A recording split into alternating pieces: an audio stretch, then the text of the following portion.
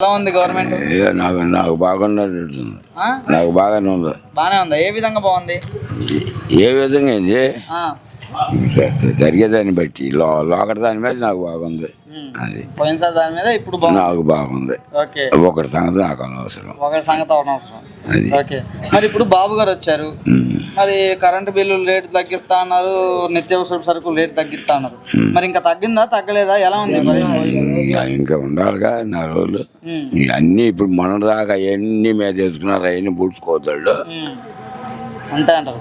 మరి ఇప్పుడు వరదలు వచ్చాయి కదా, మరి అదే వాళ్ళే చూసారు ఇప్పుడు దాకా. అంటే వరదలు వచ్చి ఆ ఖర్చులన్నీ స్కామ్ చేశారు అని చెప్పేసి జగన్ అంటుండగా.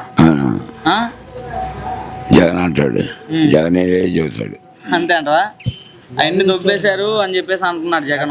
అట్టే కంట 4 నెలలు అయింది గవర్నమెంట్ మారి, 4వ నెల ఇది. ఎలా ఉంది మరి?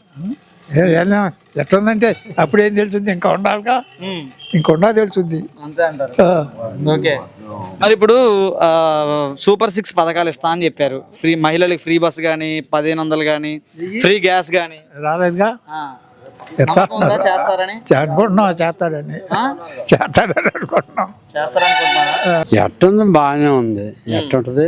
ఓకే, 4 నెలలు మరి గవర్నమెంట్ వచ్చి మరి మార్పు వచ్చిందా? అప్పుడే వస్తుందా? నిమ్మంగా కానీ తగ్గించడం ఏదైనా కానీ ఇప్పుడు గబక్కున చేస్తారా? మరి కరెంటు బిల్లులు తగ్గిస్తా అని చెప్పారు కదా, తగ్గిస్తాడా అని చెప్పేసి జగన్ గాని ప్రతి ఒక్కరు నిరసన చేస్తున్నా. అట్టా చెబుతుంది. గెట్టపోతే నేను అంటాను, నువ్వు సన్నాసి అని. అంతే అంతే.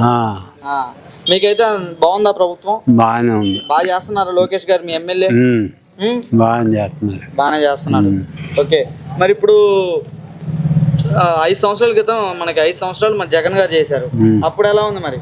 ఎట్లా ఉంటది? ఆయన ఇది ఆయనకి, మన ఇది మనకి. అంతే అంటారు. ఎవరి దాకే